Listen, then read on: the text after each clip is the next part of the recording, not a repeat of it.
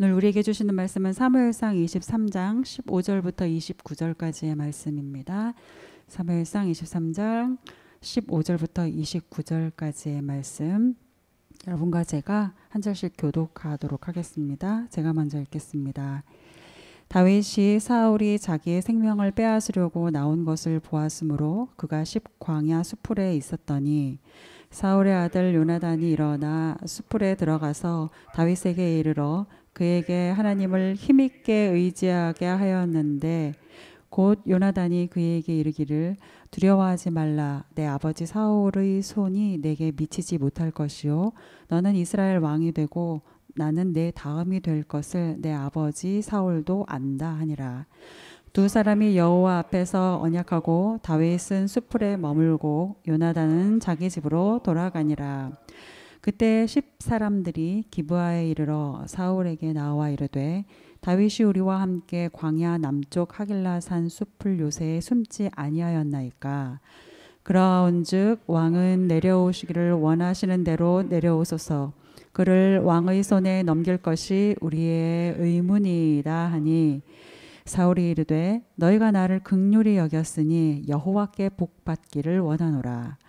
어떤 사람이 내게 말하기를 그는 심히 지혜롭게 행한다 하나니, 너희는 가서 더 자세히 살펴서 그가 어디에 숨었으며 누가 거기서 그를 보았는지 알아보고 그가 숨어있는 모든 곳을 정탐하고 실상을 내게 보고하라.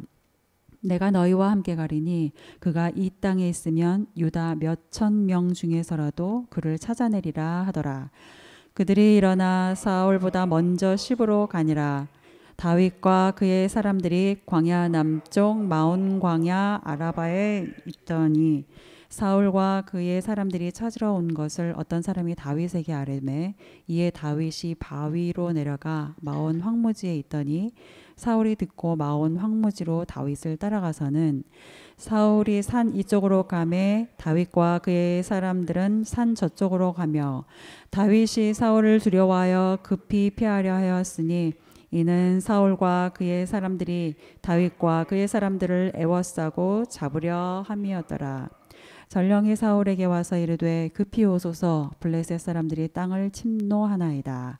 이에 사울이 다윗 뒤쪽 길을 그치고 돌아와 블레셋 사람들을 치러 갔으므로 그곳을 셀라 하마 느곳이라 칭하니라. 함께 읽겠습니다. 다윗이 거기서 올라가서 엔게디 넘으니라. 아멘. 어제 말씀을 기억해 보시면 이제 사울 왕을 피해서 도피 길에 오른 다윗을 찾아온 무리들이 있었습니다. 그들은 이제 그일라라는 지역이 블레셋의 침략을 받아서 어려움 중에 있다라는 소식을 이제 가지고 왔죠. 도움을 구하는 사람들이 다윗을 찾아왔습니다. 사랑하는 여러분, 백성이 어려움을 당할 때 그 어려움을 알리고 또 도움을 구해야 할 곳은 왕이어야 하는 것이 상식적이죠. 그런데 환난 중에 있는 백성이 찾아간 곳은 왕이 아니었고 다윗이었습니다. 왕에게 쫓기고 있는 다윗이었습니다. 어려움 중에 있는 무리를 도울 수 있는 사람은 다윗이라는 것을 그들 스스로가 알고 있었기 때문이죠. 백성의 이러한 모습들을 보면서 우리는 나와 성도 그리고 교회의 모습이 어떠한가를 돌이켜 보았습니다. 나는 내 주변에 어려움을 겪고 있는 사람들에게 자신의 어려움을 나눌 만한 사람으로 떠올라지는 존재인가? 성도는 이웃에게 그리스도의 사랑을 나누는 사람으로, 또 그리스도를 닮은 사람으로 살고 있는가? 과연 교회는 세상에 십자가를 지는 이들로 여겨지고 있는가? 이러한 것들을 생각해보는 시간이었습니다. 특별히 사순절을 보내면서 다시금 돌이켜보게 되는 말씀들이었죠. 또 이어졌던 어제의 말씀을 기억해 보시면, 어려움을 가지고 자신을 찾아온 사람들의 말을 듣고 다윗이 하나님께 묻습니다. 그리고 하나님의 응답에 따라서 그일라 사람들을 도우려고 하자 함께하는 다윗의 무리가 어떻게 하나요? 다윗의 그 결정에 반대하죠. 사람들의 반대, 특히 함께하는 사람들의 반대에 부딪히는 것은 어찌 보면 당시 상황으로서는 당연할 수도 있습니다. 사울 왕을 피해서 도피하는 것 자체도 너무나 버거운 상황인데 그 상황에서 누군가를 도와야 한다라는 것, 버거운 상황에 더 짐을 더하는 꼴이 되기 때문이겠죠. 현실적인 반대입니다. 함께하는 사람들의 반대는 매우 상식적인 반대입니다. 그러나 다윗은 현실과 상식을 넘어서서 하나님의 뜻을 다시 붙잡기로 합니다. 다시 기도하고 정확하게 하나님의 뜻을 듣고 그리고 현실을 넘어서는 선택을 하죠. 그리고 이 선택을 통해 순종하는 자를 중심으로 주변이 어떻게 변해가는지, 그리고 현실을 넘어서는 순종으로 결코 일이 망하지 않는다라는 것을 보여줍니다. 물론 다윗의 이 선택을 통해서 다윗은 씁쓸한 배신을 맛보기도 합니다.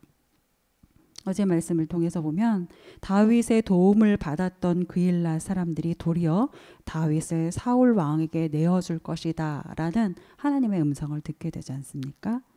다윗을 사울 왕에 내어주려는 배신. 그럼에도 감사한 것은 다윗이 이러한 상황 속에서도 분노하기보다 기도했고 원망하기보다 원망의 자리를 떠나기로 결심을 하는 것입니다. 그리고 이때 조용히 떠나는 다윗의 무리가 그일라를 구하기 위해서 내려왔던 무리보다, 처음에 그 무리보다 더 많아졌다라는 것. 400명이 내려왔으나 600명으로 늘어나는 더 많아지는 이러한 상황들을 통해서 다윗이 당한 배신이 그저 씁쓸한 결론만은 아니었다라는 것을 우리가 알게 됩니다. 나를 넘어서는 목자의 마음은 고단한 양들에게 희망이 된다라는 것. 사람들은 현실적인 판단을 넘어서 하나님께 순종하는 사람, 그 사람을 따른다라는 것. 사람이 아닌 하나님께 묻고 상황을 넘어서 하나님께 순종하는 우리, 다윗을 닮은 우리 모두의 삶이 될 수 있기를 축복합니다. 자, 오늘은 그렇게 그일라를 떠나서 광야로 들어간 다윗과 그 무리에게 있었던 또 계속되는 일들에 대한 말씀입니다. 15절 말씀을 다시 한번 보시면 우리 15절 말씀 함께 읽겠습니다. 시작. 다윗이 사울이 자기의 생명을 빼앗으려고 나온 것을 보았으므로 그가 광야 숲풀에 있었더니. 자, 다윗은 함께하는 사람들이 하지 말자고 했던 그일라를 도왔어요. 그리고 도와주었던 그일라 사람들에게는 오히려 배신을 당했습니다. 그리고 어찌 보면 당시의 상황으로서는 더 불리해졌다라고 보여질 수 있는 도피하는 무리가 더 많아졌습니다. 400명에서 600명으로 숨어서 함께 도피해야 되는 무리가 더 규모가 커진 거죠. 그만큼 숨기 힘들어진다라는 얘기가 되겠죠. 이런 상태에서 도피 행렬이 다 노출될 수밖에 없는 이제 광야에 이르게 됩니다. 아니나 다를까 사울 왕이 이들을 찾아 나섰죠. 이제 사울 왕과 맞닥뜨리는 상황이 되었습니다. 이쯤 되면 사람들로부터 뻔하게 들을 말이 하나 생각이 나죠. 거봐라 이 말이 이제 떠올라집니다. 거봐요라는 말을 딱 듣게 되는 그런 상황이에요. 비단 이러한 비난의 말뿐이겠습니까? 부랴부랴 광야 수풀에 몸을 숨기기는 했지만 사실 숨죽인 채 추격자들을 이렇게 살펴보고 있는 다윗의 마음 안에는 겨우 몸을 숨길 수 있는 곳이 숲을뿐이라니 하는 어떤 당황스러움도 있을 것이고 내가 이에 앞서 이렇게 한 것이 정말 맞는 것이었던가 하는 자책도 있을 것이고 무엇보다 죽음의 그림자 앞에서 당연지사 들 수밖에 없는 두려움도 있었을 것입니다. 두려움이 아주 컸을 겁니다. 우리가 하나님이 계시니 두렵지 않다라는 말을 하기도 하고 기도하기도 하고 찬양하기도 합니다. 그러나 사랑하는 여러분, 하나님이 계시니 두렵지 않다라는 이 말은 하나님을 믿으면 두려움이라는 감정이 사라진다라는 뜻인 것입니까? 그렇지 않죠. 하나님이 계시니 두렵지 않다라는 말은 두렵지만 두려움 속에서도 하나님을 붙잡겠다라는 말인 것이죠. 그러니 다윗은 지금 두려운 것입니다. 매우 두려운 상황인 거죠. 두려운 감정이 가득합니다. 두려움과 공포, 또 거기에 자책과 비난받음 등의 온갖 감정들 또 상황들로 가득한 것이죠. 그런데 그때에 위로하시는 주님의 손길처럼 그의 영혼의 단짝 요나단이 나타납니다. 우리 16절부터 18절까지의 말씀을 한번 다시 읽겠습니다. 16절부터 18절입니다. 시작. 사울의 아들 요나단이 일어나 수풀에 들어가서 다윗에게 이르러 그에게 하나님을 힘있게 의지하게 하였는데 곧 요나단이 그에게 이르기를 두려워하지 말라.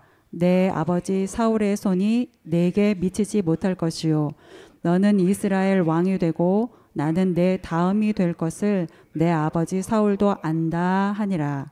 두 사람이 여호와 앞에서 언약하고 다윗은 수풀에 머물고 요나단은 자기 집으로 돌아가니라.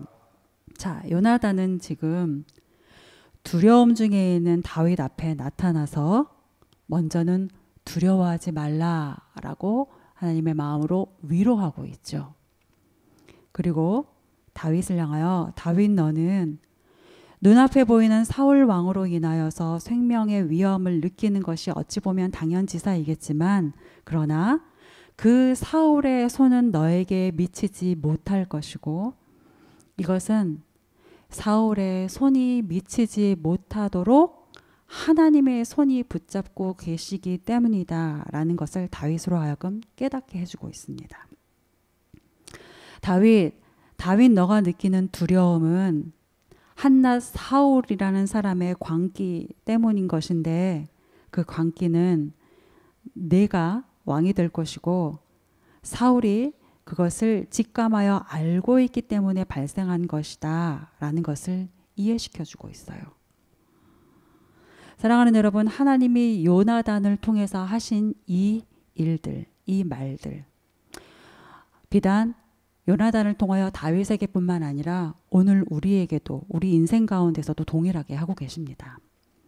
성령 하나님께서 우리의 삶의 모든 순간들을 통하여서 일하고 계시고 또 우리 안에서 중보하시는 예수님을 통해서 지금도 동일하게 일하고 계십니다.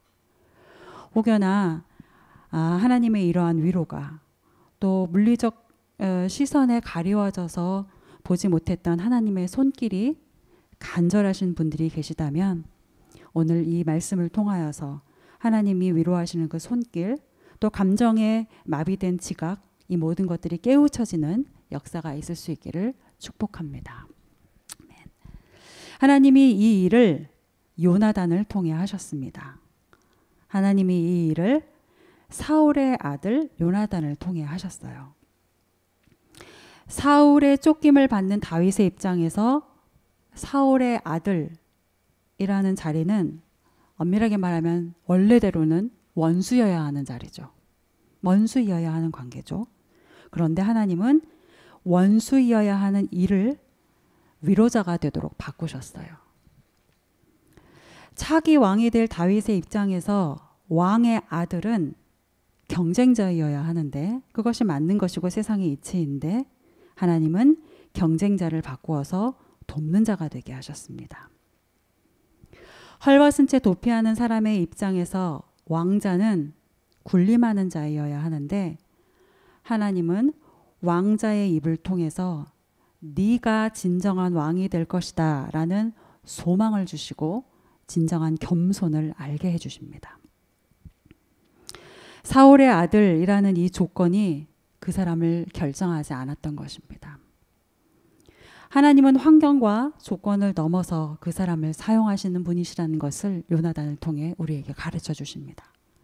그리고 이것은 우리가 타인을 어떻게 보아야 하는지 그리고 타인 앞에서 우리가 어떤 사람이어야 하는지를 또 한번 다시금 생각하게 합니다.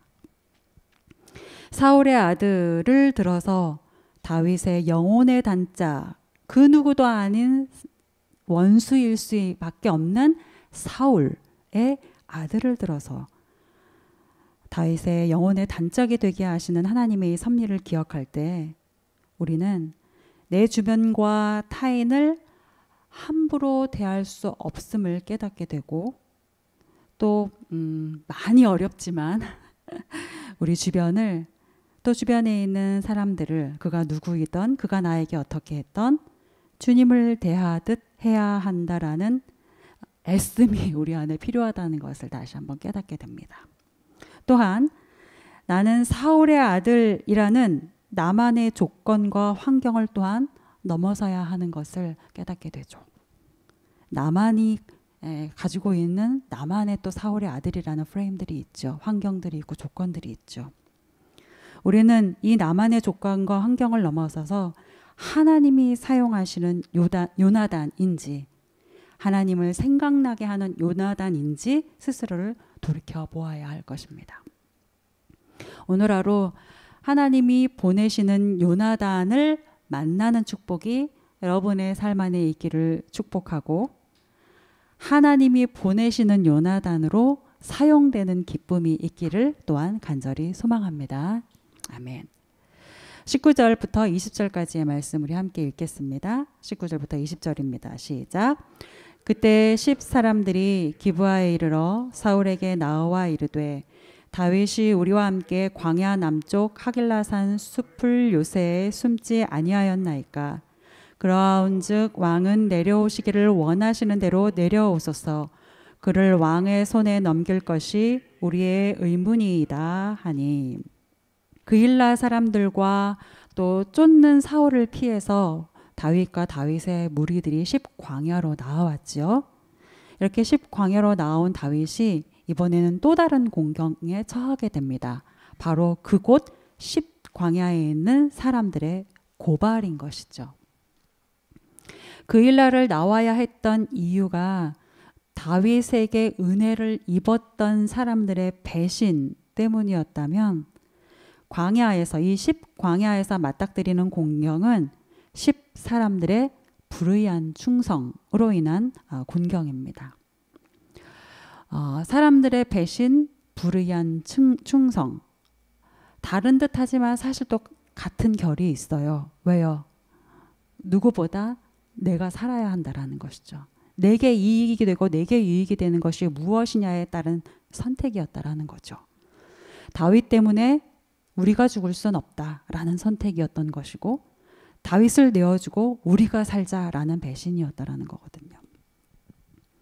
오늘 19절에서 20절까지의 10사람들의 고발, 이 고발을 듣고 사울 왕은 한껏 고무된 모습을 볼 수 있습니다.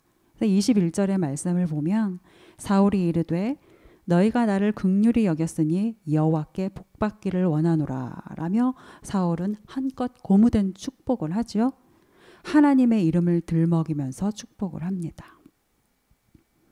여러분, 누군가의 어떤 열심이 하나님의 음성인지 불의한 충성인지 때로는 참 구별하기 힘들 때가 있습니다. 어렸을 때는 어른이 되면 저절로 모든 게 다 구별이 되고 분별이 되는 줄 알았어요. 그런데 이제 막상 어른이 되어 보니 그리고 조금씩 어떤 것들을 책임져야 하는 자리, 조금 더 높은 자리 이런 곳에 이제 올라가다 보니 그럼에도 불구하고 늘 분별하기 힘든 상황들이 있다라는 것을 우리가 깨닫게 되죠. 분별하기 참 어려운 상황들을 계속해서 맞닥뜨리게 됩니다. 때로는 뭐가 뭔지 정말 당최 모르겠는 상황들도 종종 맞닥뜨리게 됩니다. 사울은 왕입니다. 어찌 보면 불의한 충성을 맞닥뜨릴 확률이 세상에서 가장 높은 자리죠. 또 우리는 잘 알고 있는데 다윗이 이제 왕이 될 겁니다. 그렇다면 다윗 역시 불의한 충성 혹은 무지한 충성을 맞닥뜨릴 일들이 점점 많아지게 되겠죠. 따라서 지금 왕의 자리에 있는 사울도 앞으로 왕이 될 다윗도 그 모두에게도 꼭 필요한 것이 있는데 바로 무엇이 하나님의 음성이고 무엇이 사람의 말인가를 분별하는 분별력입니다. 저것이 하나님의 음성인가 사람의 말인가? 이것은 하나님을 위한 것인가 나를 위한 것인가? 이 둘 다 사울과 다윗 이 둘 다 뿐만 아니라 우리 모두에게 이 분별력은 필요합니다. 그런데 이 분별력이 필요한 자리와 상황 속에서 사울 왕과 다윗은 현격하게 다른 모습을 보여줍니다. 다윗은 기도했고 사울은 기도하지 않았죠. 다윗은 하나님께 묻고 또 물었고 사울은 하나님께 묻지 않았습니다. 오늘 본문 21절부터 23절을 보시면 사울은 하나님께 묻지 않았으면서 하나님의 이름으로 축복하고 하나님의 뜻과는 다른 자신의 생각과 계획을 쉼없이 쏟아냅니다. 굉장히 열심히 쏟아내죠. 사랑하는 위더처치 가족 여러분, 그리고 온라인으로 함께하는 성도 여러분, 하나님께 묻고 하나님 앞에 나아가 기도함으로 하나님의 뜻을 잘 깨달아 아는 분별력이 있으시기를 간절히 축복합니다. 자녀에게는 부모의 분별력이 필요하고 성도에게는 목회자의 분별력이 필요하고 백성에게는 지도자의 분별력이 필요합니다.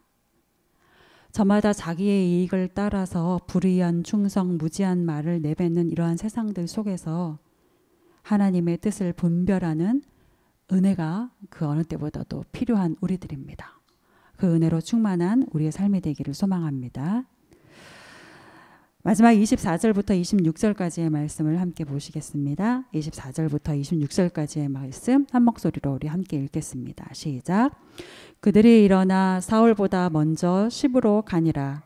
다윗과 그의 사람들이 광야 남쪽 마온 광야 아라바에 있더니 사울과 그의 사람들이 찾으러 온 것을 어떤 사람이 다윗에게 아뢰되 이에 다윗이 바위로 내려가 마온 황무지에 있더니 사울이 듣고 마온 황무지로 다윗을 따라가서는 사울이 산 이쪽으로 가매 다윗과 그의 사람들은 산 저쪽으로 가며 다윗이 사울을 두려워하여 급히 피하려 하였으니 이는 사울과 그의 사람들이 다윗과 그의 사람들을 애워싸고 잡으려 함이었더라. 하나님 없는 사울의 열심의 분기탱천에서 사람들이 다윗이 있는 십광야로 출발을 합니다. 뒤이어서 사울 왕도 곧 도착을 하죠. 자, 이후로 사울 왕과 다윗 간에 아주 긴박한 추격전이 시작이 됩니다. 쫓고 쫓기는 상황이 숨가쁘게 지금 반복이 되고 있죠. 여러분 잘 보시면 다윗이 이쪽으로 숨으면 곧바로 사울 왕의 무리가 추격을 하고 또 다윗이 피해서 저쪽으로 숨으면 또 사울 왕 무리가 곧바로 따라 붙습니다. 그도 그럴 것이 사울에게는 불의한 충성으로 눈먼 정보를 제공하는 사람들이 있었고 정보를 제공하는 눈먼 제공자들이 있었고 또 왕이니까 사울이 왕이니까 다윗을 잡을 만한 물리력도 넘쳐났잖아요. 그러니 다윗을 잡기 위해 혈안이 된 사울의 추격은 계속해서 다윗의 코앞에까지 이르게 됩니다. 다윗은 숨기에 급급하고 숨으면 바로 추격되고 숨고 따라잡히고 숨고 따라잡히고. 여러분 다윗이 얼마나 기도했을까요? 본문에 보면 다윗이 기도했다는 말은 사실 한마디도 없죠. 그렇지만 우리는 충분히 짐작이 됩니다. 기도의 사람 다윗이 번번이 코앞까지 들이닥치는 사울 왕을 보면서 얼마나 기도를 했을까요? 지금 24절부터 26절까지 보면 추격전이 계속 쉼없이 기술되고 있지 않습니까? 이 상황 속에서 얼마나 기도했겠습니까? 생명을 구해달라고, 자신을 의지하고 찾아온 무리들을 구해달라고, 하나님 우리가 어디로 피해야 되는지 가르쳐 주십시오라고 얼마나 기도했을까요? 여러분 그래서일까요? 사울의 추격이 매번 코앞에까지 이르는데 딱 코앞에까지만 이릅니다. 딱 거기까지만이에요. 그리고 여러분 이 딱 코앞에 이르는 사울의 추격하는 무리를 우리가 좀 시각을 바꾸어서 보면 딱 코앞에까지 이르는 것이 아니라 딱 한 걸음씩 앞서가는 모양이 되죠. 다윗이 지금 사울의 맹추격에도 불구하고 딱 한 걸음씩 매번 앞서가고 있습니다. 하나님께서 다윗으로 하여금 딱 한 걸음씩만 앞서가게 하고 계시는 것입니다. 그리고 마침내는 27절부터 28절 말씀을 보시면 블레셋이라는 뜻밖의 사건을 통해서 이제 크게 한번 한숨 쉴 수 있는, 한숨을 돌릴 수 있는 시간도 주시죠. 저는 부족해서 하나님의 뜻과 섭리를 다 알지 못합니다. 그러나 다윗으로 하여금 코앞까지 닥친 위협을 피해서 딱 한 걸음만 앞서게 하시는 것도, 전혀 예상치 못한 사건을 통해 크게 한숨 돌릴 수 있게 하시는 것도 모두가 하나님의 은혜이고 모두가 하나님의 섭리인 것을 믿음으로 고백하게 됩니다. 사랑하는 여러분의 오늘의 삶이 하나님의 섭리 아래 있는 것을 믿으시고 다윗에게 부으셨던 것 같은 그러한 은혜로 한 걸음 앞서가는, 때로는 한 걸음 앞서가는 은혜로, 때로는 크게 한숨 돌리며 쉴 수 있게 하는 은혜로 우리를 채워주실 수 있기를 사랑하는 여러분을 향하여 축복하고 기도합니다. 우리 함께 기도하시겠습니다.